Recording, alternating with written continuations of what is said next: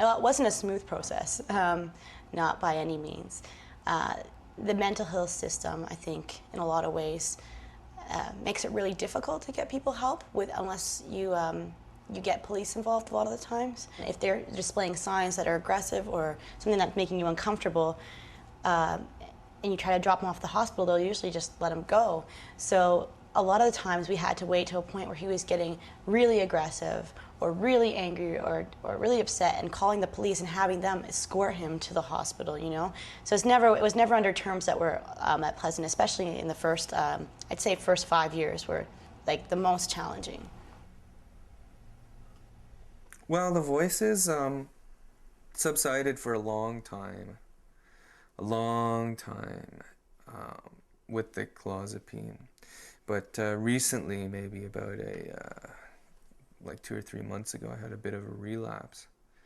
And the voices came in even stronger than ever, you know, and just scarier than I've ever experienced. You know what I mean? It's very scary when you have voices like telling you to kill yourself or kill other people or you're never gonna make it or how are you gonna kill yourself, you know? It's really scary when you hear those voices. It does seem completely bleak when you're going through it. There's absolutely no doubt about that. It took Jesse probably 1.5 to 2 years to have any insight whatsoever. His standard response, even once he started to get a little bit better, was, oh no, I'm just going through a bad patch, it'll be fine. As soon as he acknowledged that there was something wrong, and then everybody could kind of really work together on it, including a psychiatrist, it really made a huge difference. I think it was harder for my immediate family and friends around me than it was for me actually going through schizophrenia. It was very, very hard for my father. And eventually, when I came out of it, I started talking to him again. And he said to me that he felt like his long-lost son had returned to him. So it was very emotional for him. And now we get along really well. Like my folks, myself, my sister, my close friends, we have a really, really good relationship now.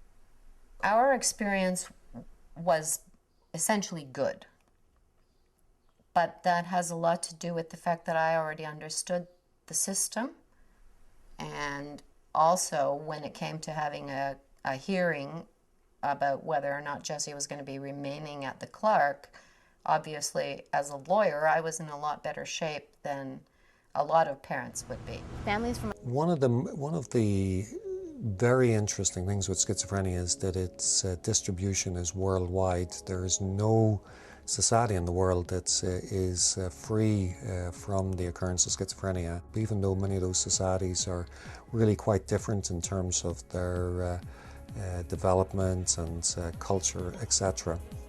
Jesse, I feel badly because I think Jesse is missing a big chunk of his life.